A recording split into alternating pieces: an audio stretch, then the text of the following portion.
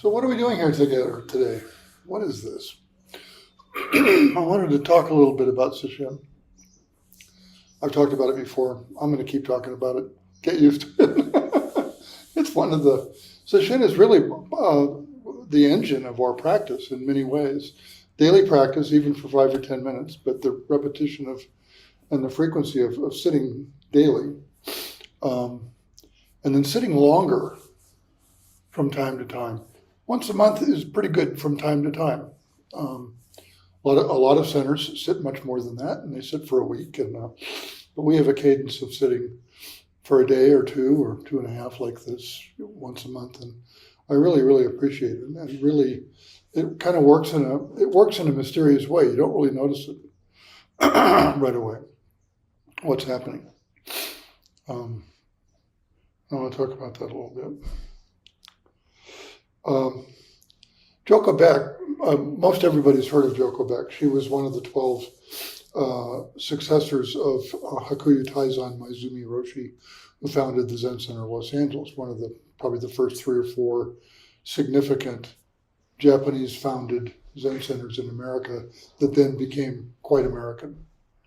And Joko was one of Maizumi Roshi's successors. And she's written a number of books, and I couldn't recommend them more highly. I had the pleasure in the early 90s of practicing with her in person, and she was just extraordinary. She's since passed away, and she just skinnies the whole thing down to the bare bones. If you've read her books, you'll hear it. You'll hear it immediately. You'll hear it in what I'm going to read here. It's just a short bit from her. She takes away all the guilt and all the embroidery and all the bejeweled Buddhist stuff. And it's just us being human beings in bodies with this machine up here that does what it does. And it's so accessible. Nothing Special is one of her great books. In the struggle to gain control, we go faster. We strain, we try harder, we squeeze people tighter, we squeeze ourselves tighter, yet life can never really be brought under control.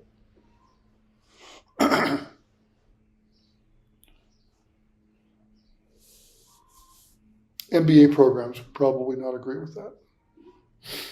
As we flee from reality, the pain increases.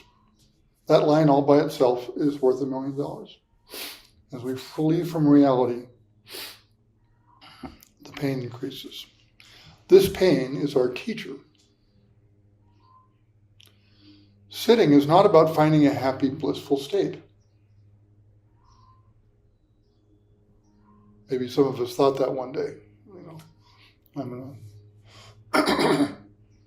to walk around permanently stoned, and it's going to be great. I'll have a big smile on my face, and everything will be funny.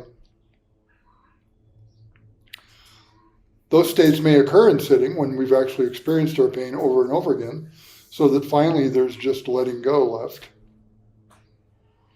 That surrender and opening into something fresh and new is the consequence of experiencing pain, not a consequence of finding a place where we can shut the pain out. And I won't add too much to what Joko, there's a little bit more here, but by pain, she's talking about those things that are happening that we don't want to happen, things that are not happening that we desperately need to happen or want.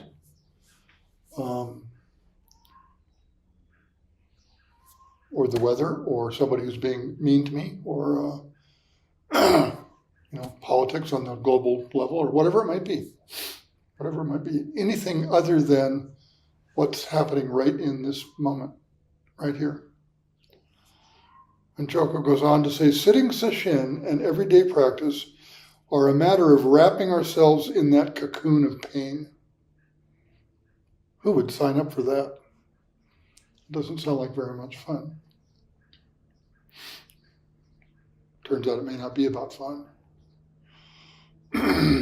We don't do this unwillingly. First, we may be willing to have only one little strand of pain wrapped around us, and then we'll break away and kind of give up on it. Maybe it's a mosquito crawling up our arm, as Gakyo had happened during Zazen. Let me know if the mosquito comes back. We'll deal with it. Then we'll break away, so we'll kind of give up. I'm not up for this any longer. This is too uncomfortable.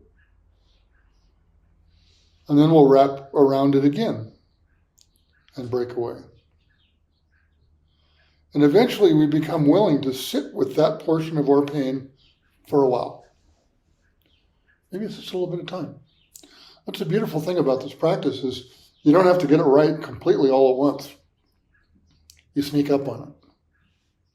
Shishin Roshi, I've said this so many times, but he told me years and years ago, this practice is like getting wet in the fog.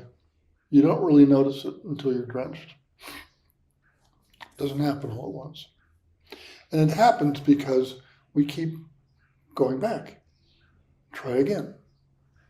Put up with this discomfort a little bit longer this time. Then we become willing to tolerate 2 or 3 strands. And as our vision gets clearer, we can just sit within our cocoon of pain and find that it's the only peaceful place we've ever been in. And when we're perfectly willing to be there, in other words, when we're willing for life to be just as it is, embracing both life and death, pleasure and pain, good and bad, comfortable in both of those pairs, then the cocoon begins to dissolve.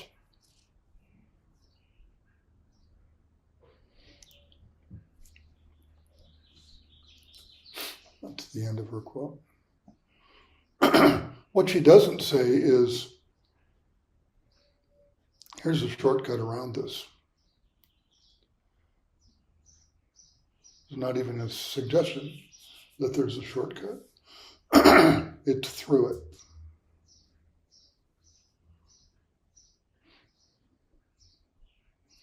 And that pain comes in all kinds of forms. Getting older, there's one, for sure. Being sick, there's one. Losing a loved one. So here we are in Sesshin. We're about halfway through. It goes by really quickly, like our lives do.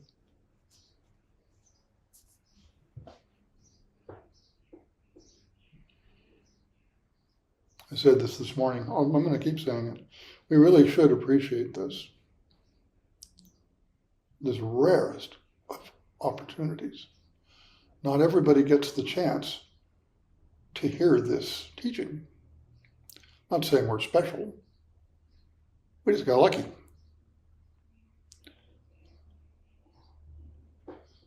That there's actually a way to deal with pain and suffering and loss. You can see it all over the world. You look around and you see people who are not dealing with it so elegantly because they don't have the tools. We got lucky. So that's what we're doing here in Sesshin. We're practicing savoring and appreciating every single moment, pleasant and unpleasant. I'm not a gambling person, but I would bet that everybody here had some discomfort sometime this morning. Your knees hurt, your back hurt. You didn't really want to be doing this. I can't wait to get home and watch baseball. I really can't. Have a beer. Be able to just space out.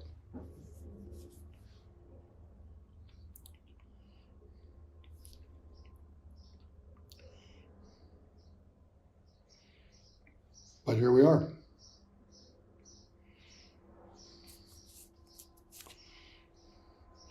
In Sesshin, we strip away every single complexity that we can. We said this when we did the introduction this morning. We make this as simplified as possible. We have a schedule so none of us has to decide what to do.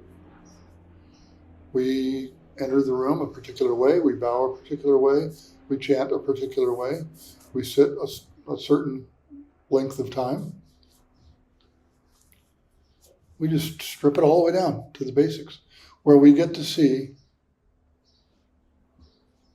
Geoff, and his butt hurts, and he doesn't want his butt to hurt any longer. He wants to move, he wants to stand up and stretch, or go get another cushion, or walk around a little bit. And that's buzzing around inside there. We strip everything down so that Geoff gets to see that. What a gift. That's a little bit sarcastic, but in fact, it is a gift. It is a gift. Because that's actually what's happening. My butt really did hurt. And I could have run away from it. I said this in a talk recently. Some of you know Roshi, Alan Hozan Sanaki. He was the founder of the second abbot of the Berkeley Zen Center in the Suzuki line. And he had a massive, massive, massive heart attack.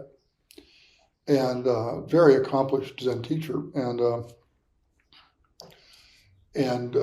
he got through it. He's not completely out of the woods, but he's on the other side of it. And he was quoted just a few weeks ago as saying something like, dealing with pain, an enormous pain he's dealing with. And he said something like, it's like Zazen, it doesn't help to move. That kind of took my breath away. That, in the face of this debilitating, crippling pain for which he probably needs to be taking morphine, he faced it. Not to be masochistic. This is not samurai behavior. This is enlightenment behavior. Be with what is. So we simplify this schedule of standing and walking and sitting and eating and working and resting so we don't have to make decisions. We have a place where we can let go completely. And I invite everybody here today to let go as much as you possibly can.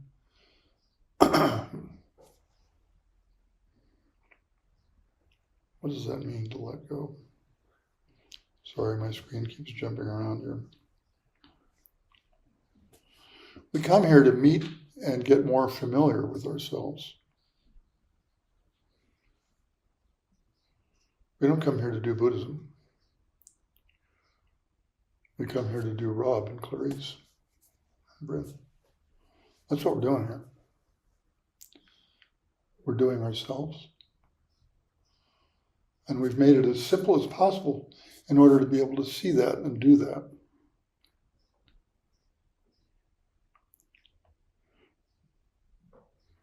So let's do that. Let's just be together today, letting go, doing Kosan and Joel.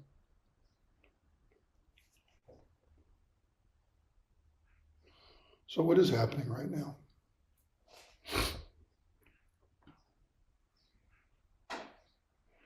You hear my voice. There's one bird outside. Miraculously, I think they're all taking a nap. There was a cacophony earlier today. It was utterly wonderful. It's just going off. And the rooster. I noticed the airplane guys get up earlier than the motorcycle guys.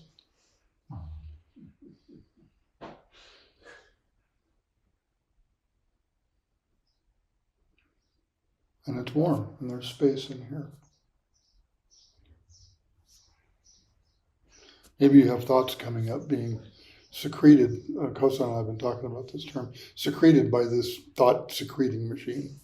That's what it does. Your thought making organ, that's what it is. That's its job. That's not a problem. We're not here to, I think we've talked about this so many times, but I think there are some misunderstandings of meditation or Zen practice that we're trying to stop our minds. We're trying to stop our thoughts. You've heard me say this before. That equals death. Don't stop your mind. You will die. Yeah, you need it. Don't stop your brain. But what we do is we look at those come up, we watch them go by, we let them hang out for as long as they have a mind to hang out. And they may feel troublesome. There's the pain part again. I don't like this thought that I'm having about this person that I don't get along with. It makes me really agitated. I wish this thought would go away. Got to let it stay there until it's done. It's not a problem that it's there. It's just a problem if I try to make it go away. Or if I go, damn right, that guy's an asshole. You know, I'm righteous to feel this way about him. I'm right and he's wrong. There's a problem.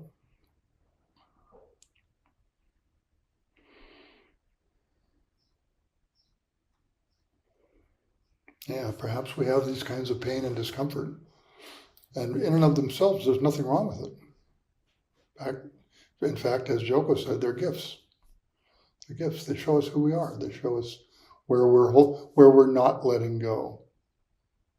That's what they show us, where we're not letting go. Gifts and gateways. Gateways because if we allow ourselves to just be with that discomfort, whatever it might be,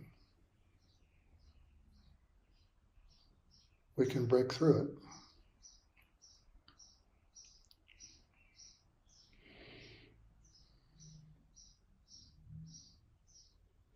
But how do we know all this is going on? Somebody or something is noticing.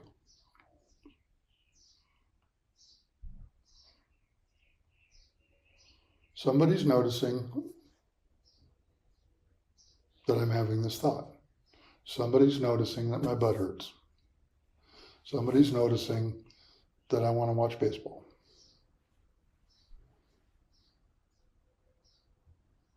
Who's noticing? Who's noticing the hearing? Who's noticing the birds? It's Geoff. Okay. Tell me what that is. Who feels this pain or discomfort?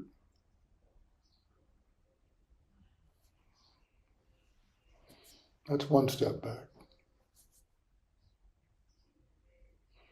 Dogen talks about the backward step. That's what this practice is, the backward step. We're usually all about stepping forward. We got to have progress. We got to achieve. We got to do more. This is stepping backwards. The next level of the backward step is noticing the noticer.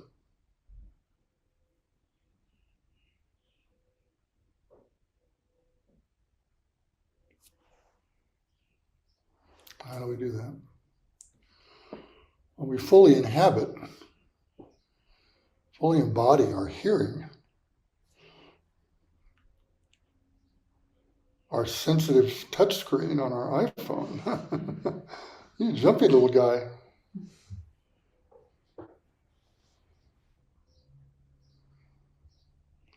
Fully inhabit our hearing and our sensing and our noticing. We fully inhabit those things. What's inhabit?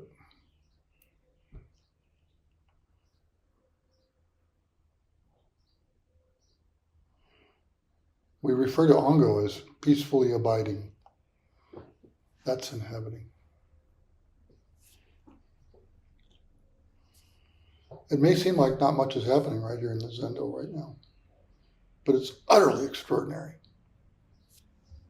Just on the level of physics and biology and stuff, it's incredible what's going on. Every one of these bodies is doing stuff.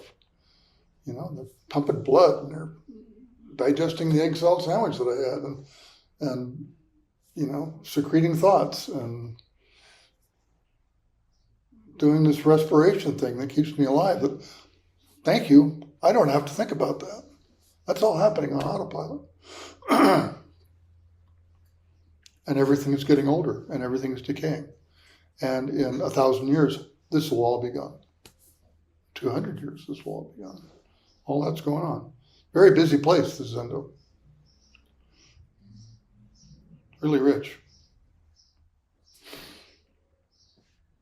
It's easy to get carried away with that too. Do you feel the tip of your nose? Close your eyes and feel the tip of your nose.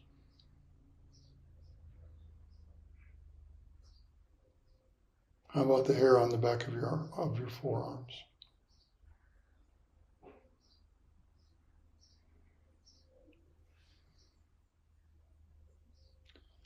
Feel your belly rising and falling as you breathe.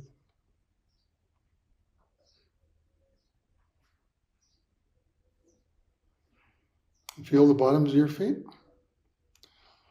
I get a pass on this one because I don't feel anything from my knees down, but all the rest of you, hopefully you feel the bottoms of your feet.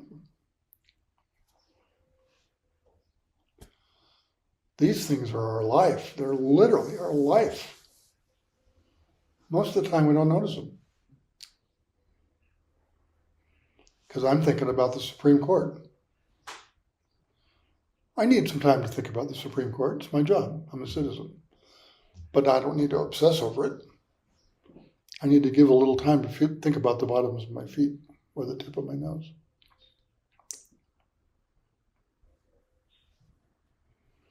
This practice we do, especially Sesshin, teaches us to notice these things and everything else. And it's infinite. It's endless how much we can notice, how far that can go.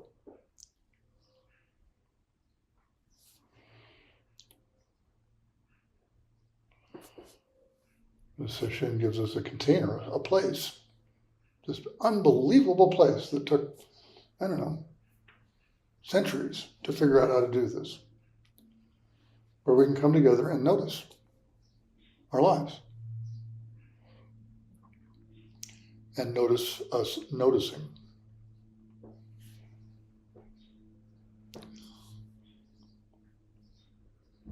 What gets in the way of that? Speak for myself. One of the things that gets in the way is thinking that I don't have all the tools that I need, that I'm lacking something.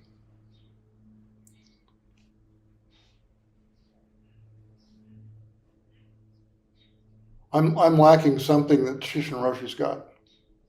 That's for sure. Well, that's simply not true. I hate to repeat, and I know I do it, and as I get older, I'm going to repeat more and more. I went and saw him once, 25 years ago or something. I said, I was really feeling down. I said, I just got to tell you, I think when they passed out Buddha Nature, I was in the wrong line. And he said, you're not that special.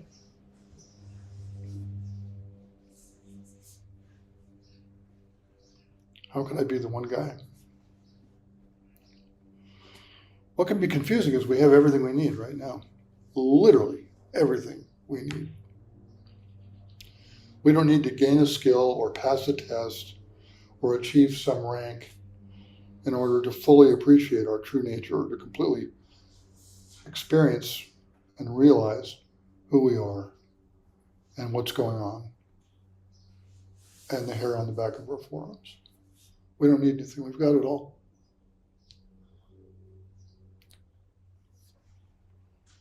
We just don't know it. I actually think, and this is my opinion, and by the way, with all of this, take it with a grain of salt. Forget everything I said once we get done. It's just me and my perspectives. If it's useful, that's okay. I think we actually need less. I think we need a whole lot less. I think we need less judgments, less preferences, less opinions, less aversions. That's a real big one, aversions. I don't like those kind of people. Less ruminating about the past and less anxiety about the future. What happens if we have less and less and less of all that stuff? What are we left with? Less, for sure, less. What's that going to feel like?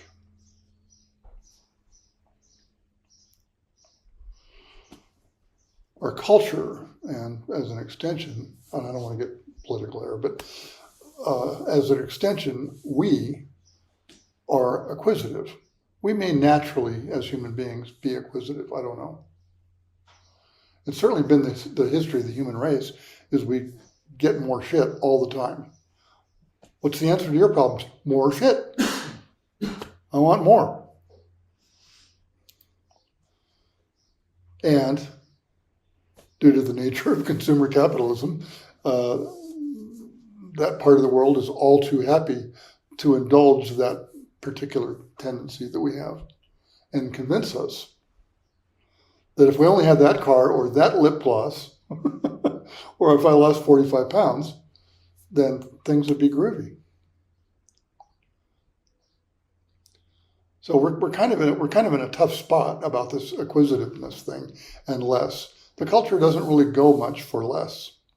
It's kind of running against the grain. It's kind of swimming upstream.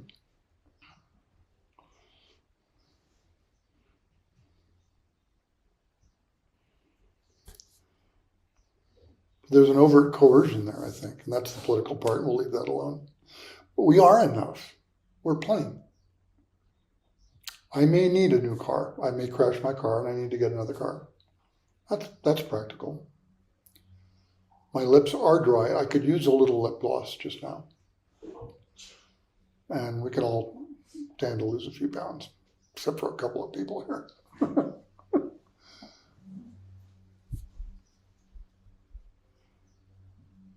Boy, I've never had my screen jump around like this.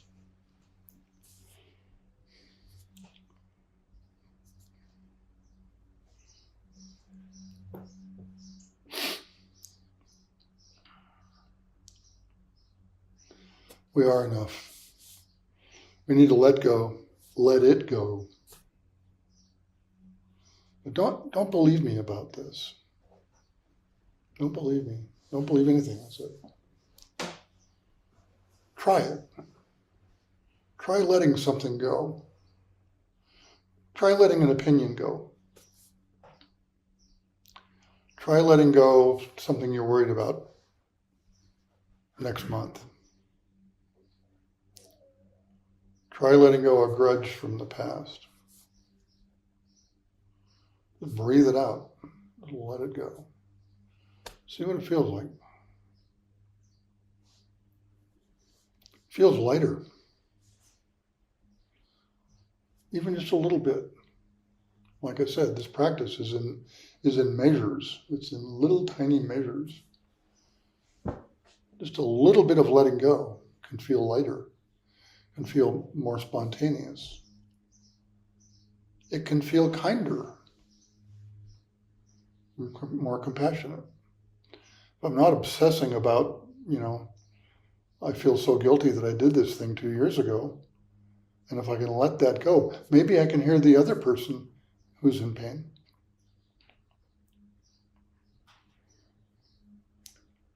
Maybe if I let go enough, I can find a little peace.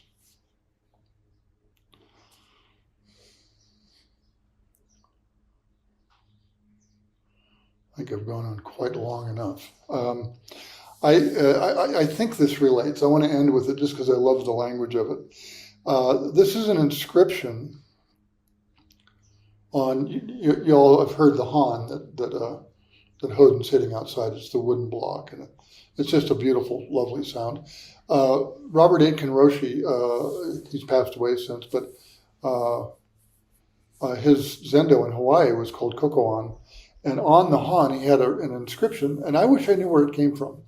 I used to have it on my wall. I wrote it out and put it on my wall. I don't think it's his, and I need to research a little bit more, but that's okay. That's for another day.